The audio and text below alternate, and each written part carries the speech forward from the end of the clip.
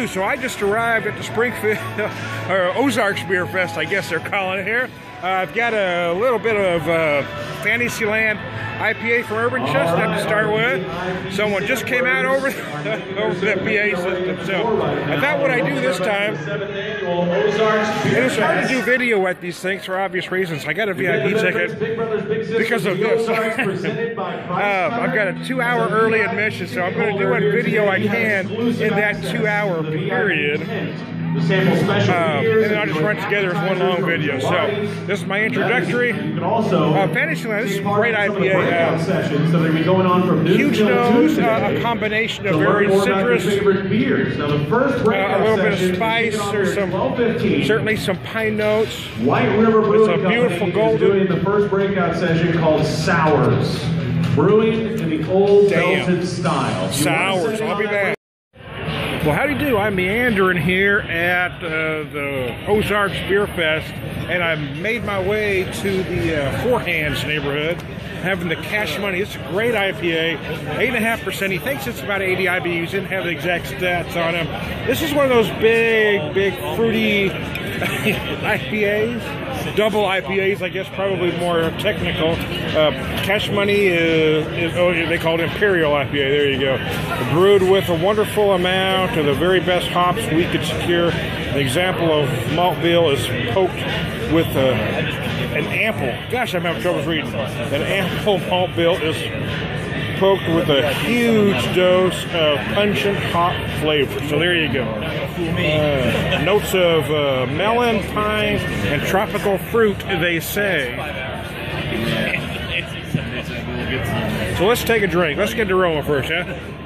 Yeah, I'm not going to do a video for every beer. I kind of want to meander. I actually came here alone because, well, I'm in Springfield. I'm likely to run into some folks I know, which I already have. But this way I can walk around at my pace and do some video and not feel like I'm being rude.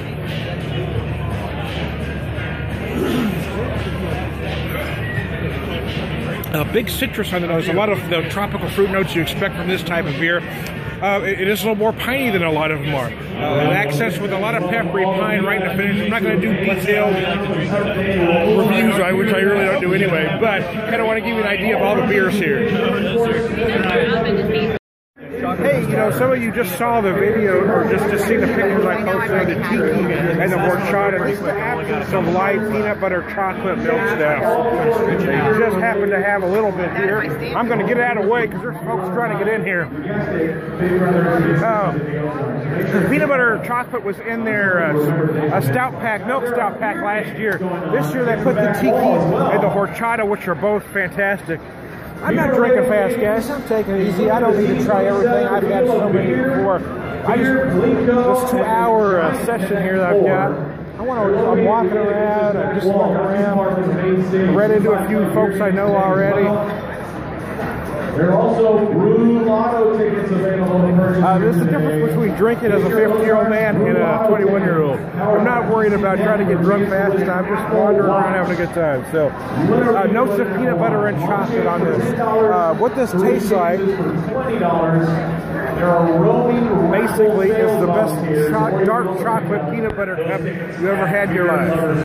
Well, how do you do? This time to Beer Whisperer. I'm having Java the Hop, a dry hop Baltic Porter, 7%. You know the IBUs on her?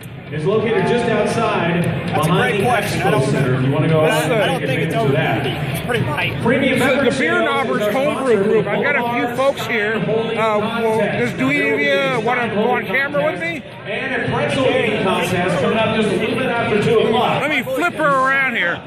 Just talk a little bit about your group, if you would. Yeah, so we meet, what is it, third Tuesday of every month at the International Round Derby on Wednesday. We meet back in the wine tasting room. Anybody that wants to learn how to homebrew, or if you're already homebrewing and you want to share your homebrew, come on out every third Tuesday of every month at the International Round Derby on Wednesday. So who's responsible for this dry hop order? That would be me. That'd be you. So you want to talk anything specifically about this beer? It's freaking amazing, by the way. It's getting notes of toffee. I'm also getting a lot of big citrus. Yeah, it's got a little citrus tint. Actually, the hop what I used was What a pint. I used Nelson's. So, okay, there you go. Hop grown in New Zealand, so I think it complements the porter flavor pretty well. Yeah, great for this time of year. It's beautiful. Oh, there you go. That's why it's Jabba the Hutt. I get it. Son of a gun. That's brilliant. Hey, what was your name? Philip. Hey, Philip. I'm Tony Brewers. We're here at Philip, here at the Ozarks BeerFest. You want to say anything else about your group before we sign off? Come on out. We'd love to have you. We got beers. Thanks a lot, man. I appreciate it. And I'll be back, maybe.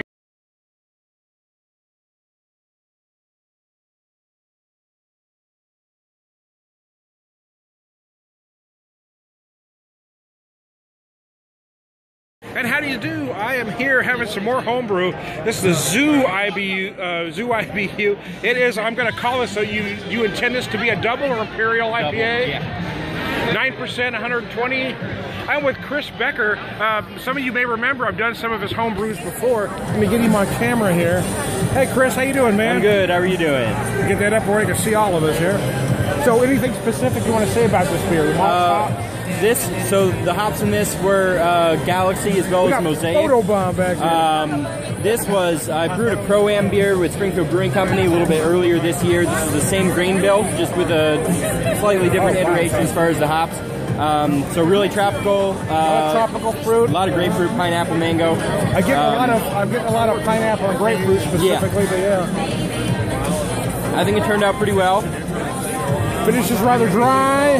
That was the goal. So here's the problem with this beer is that it's 9%. And it almost feels like a 5% beer. Yeah, and that kind of can be a problem, especially at home. I brewed 10 gallons of it this time, and it can get dangerous, and you don't really realize you can drink this by the gallon. Oh, yeah. Wow. Yeah, absolutely. Because I don't feel 9% at all of it. No, and that's when, when you combine it with, pretty good fermentation and then that really dry finish, it's just easy to keep drinking it, which I don't mind, but can be a problem for some people. Now, you've been all over the place, man. I've been seeing about your beers everywhere. You've done a few for Springfield Brewing Company? Done one for Springfield Brewing Company. We took that to the Great American Beer Festival this September. Did not place, but we had a fantastic time, and it did well overall. So yeah, definitely a ton of fun, and it's been cool to kind of participate with them and just kind of spread homebrewing a little bit more. We're not trying to push you at all, but when are we going to see your brewery at? Do you want to try it? Is that a goal at all? Probably about 10, 15 years before I do anything. I want to finish school, so it'll be a bit, but I do plan on doing something in the future. Yeah, well this guy makes some of the best beer I've ever had, so hey, thanks Chris, I appreciate you coming on with me, man. Nice to see you, man. It's been a while. I went over and helped him once to do a beer, but then I hadn't had a chance to get back over there, so what are you brewing next? Next, it just kind of depends on timing. I'll probably do a stout just with the season. Well, let me know when you do that, will you? Yeah, absolutely. Hey, thanks, Chris. Nice to see you. This thing's amazing. It's actually one of the best double or imperial IPAs I've ever had. Whichever you choose to call it, it's freaking amazing. As long as you enjoy it, that's what matters. Thanks. Hey. You want to try some of mine, Jody? That's what he's feeding us right now. Wow, seriously. Nice to see you. Nice to see you, man. Enjoy. Have a good time. I'm going to walk back here. Chris is busy at this table. He's a lot of people are wanting this beer. You can see the color. I'll get a little more detail. He gave me a full pour, so it's kind of a cloudy yellow, oranges, yellow, whichever you choose to call it. Wow, I got to tell you, my friends that love a beer like this, with those big, huge tropical fruit notes, mango, passion fruit, pineapple, a lot of grapefruit, a little bit of spice at the backside. I'm not kidding. I wasn't trying to blow smoke up his keister. This really is one of the best double IPAs I've had. This thing on the market right now would just almost blow everything out of the water, to be honest with you. It's just that good. It's 9%, and I don't feel any of that at all. It's almost like drinking a 5%, I hate to use this word, but such an IPA. So, wow, it's incredible. This time to beer with us, I'll be back. Well, howdy do. I am still having some homebrew. Give me your name here. Ben. Ben, I'm with Ben. Ben did a beer called Ballpark Pretzel. It's 8%. Yeah. So tell my 10 viewers your inspiration behind this. Well, basically, I couldn't find a clone for a pretzel beer on the internet, so I decided to combine a lot of grains that have basically the bread and biscuit like features to it. So I'm also detecting some saltiness. So where are you getting that from? Or am I an idiot? No, that's a little bit of secret there. All right. There's a so I'm not wrong. I'm supposed to be getting that pretzel saltiness. Yeah, there's a couple secrets in there that, you know, I just mixed it up. But every grain that I use basically is... so when are you going to do the Ballpark Pretzel with cheese beer? I am not going to cross that. You can only go so far. Yes. This actually does taste like a pretzel. Yeah. But I was noticing that saltiness. How the hell did you put that in there? Yeah. Because pretzel would be one thing, but I'm feeling the salty, so I wanted to make sure I wasn't wrong. Yeah. Yeah. Wow. So anything else you want to say about this beer? No, it's something that I'm very happy with the fact that you just can't go on the internet and find a clone for it. And this is like my recipe, and no one else has this recipe. Well, here's the problem with this beer. It's the same beer, same problem I had with Chris's beer, is that I don't feel the 8%. No. If you make it a complex enough, you don't feel the 8%. No, I mean, a lot of your 8%. Well, that's a problem. This would be a great beer to have while I'm playing poker. But if I drink too much of this, I'm going to lose my ass in 2 hours. No. You just sip on it, let your buddies drink it, and then you take their money. Because it's easy drinking. It doesn't feel. It feels like about 5%. Yeah, and see, that's because it's more complex. There's a lot of ingredients in it. Yeah, you do feel that yeasty bread feel, but I'm getting that saltiness, and I'm also feeling that brown baked bread feel around it too. I don't know how you did it, but damn, that's pretty damn tasty. So thanks, Ben. I appreciate it. And now Ben's a friend of an old friend of mine, Shelly. Yeah. I don't know if she'll mind if I drop her name. I'm going to. So anyway, Shelly got a hold of me on. Here we go. What's your name? Tanika. Tanika. Yes. How are you? Are you a brewer too?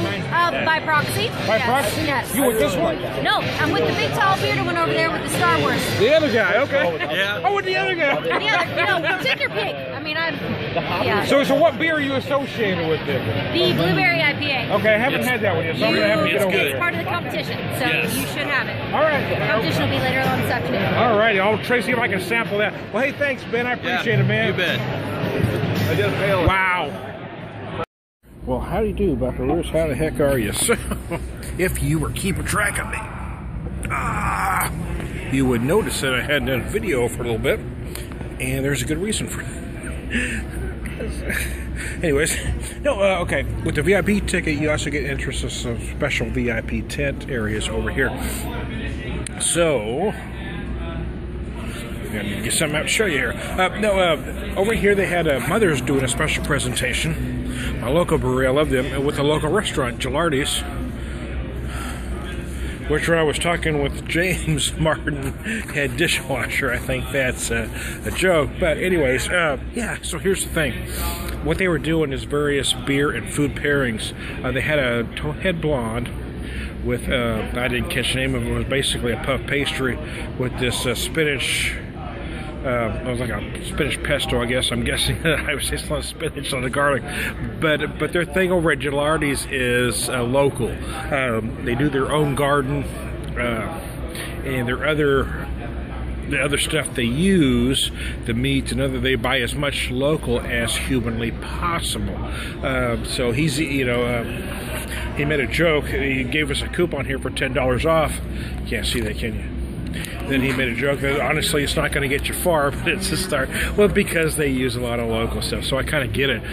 That was amazing, actually. And then the second thing they gave us was this pasta. It was I didn't catch the name of it, to be honest with you, because my mind was wandering. I don't pay attention to details. Anybody that knows me knows that. But anyways, it was like a tomato cream sauce, pasta and tomato cream, with some of the best Italian sauces I've ever had. It was just amazing. And then they gave us this smoked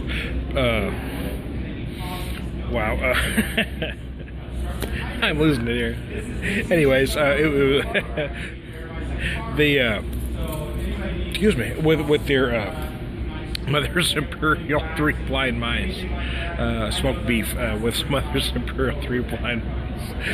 But the sauce was, they use Mother's Peach Fuzz in the sauce, so I get this big sweetness. Oh, I got a little heartburn now, though. Oh, garlic. That was the first course. Anyways, to make a long story short, the last course was a blueberry something. I didn't stay for that. I just got the beer to go with it, which was Winter Grind. Because I wanted to come here and tell you about it. Wow, I am having a good time here. As you can probably notice by now, I got a slight buzz. Damn, I hate that Hammers. No, I don't actually love it. But you know, it's not about drinking fast to catch that buzz. I think that's what a lot of kids don't understand. It's about enjoying the beers along the way, enjoying the conversation, and, you know, enjoying the ride, like the old Grateful Dead song. Hell in a bucket. I may be going to hell in a bucket, but at least I'm enjoying the ride. So this time to Beer Whisperer, and we'll talk to you later.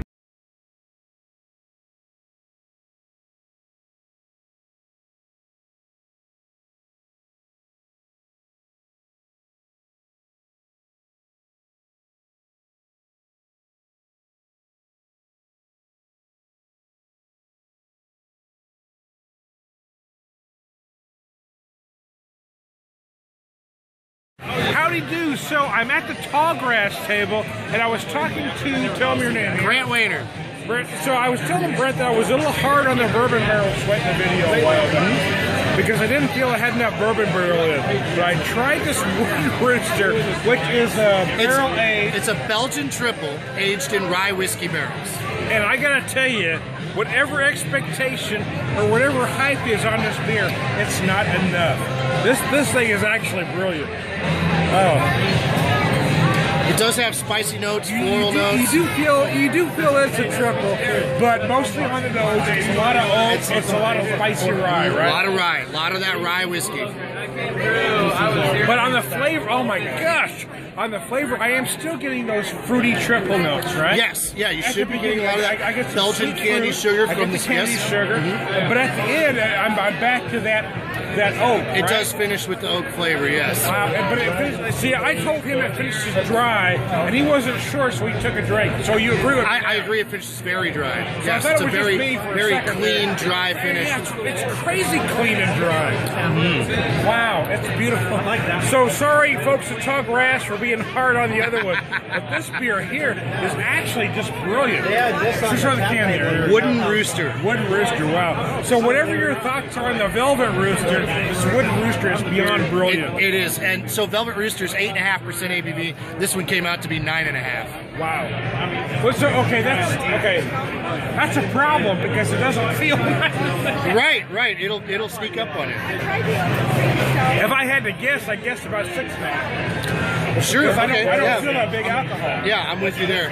It's just smooth. It's just good. Yeah. Wow. Well, how do you do? So I am with Grant Wayner. Son of a gun, I love this guy. So he gave me one to try right now. It is from Alpine Beer, pure hoppiness. Do you know anything about this? All I know is that they're from California and they just started distributing in Missouri this week. I'm too drunk to read, so hold on. I know it's an Imperial IPA. Your favorite home brew here today at the 7th annual Ozarks BeerFest. So take advantage of that as well. I'll add the particular stats later. But what can you tell me about this beer? I don't know anything about it. I know that Alpine. No, you gave me the bottle. Take as much as you want. Okay, cool. Well, I know Alpine has a huge cult following. I know that they've done collaborations with Boulevard here locally in the past week. Or not Boulevard, New Belgium did a collaboration with them a couple years ago that they've done twice. They call it Super IPA. And so that's how I found this company. But so the first thing I'm noticing is I'm getting some like honey-like sweetness, a lot of mandarin orange. Yeah, I'd agree with that. I'm getting some pine. Definitely smell some pine. And a pepper spice note, peppercorn note. I agree with that too. But I'm noticing most a lot of mandarin orange or tangerine note. On the smell, yes. That is nice. To me, it's really piney. I get tons of pine out of it. Yeah. At the end, early on, I feel a fruit note. I definitely get all those sweet fruit notes that you were talking about on the nose. Those do come through in the flavor. And it finishes, so it's very piney through the middle of the palate, but at the very end, I'm getting a lot of that peppercorn kind of spice that you were talking about. How about that? Simpatico. Yeah, absolutely. I'm gonna borrow a line from the A-Team. I love it when a plan comes together. Absolutely. Hey, thanks for sharing this beer with me, man. Absolutely. Thanks for drinking it with me too. All right, cheers.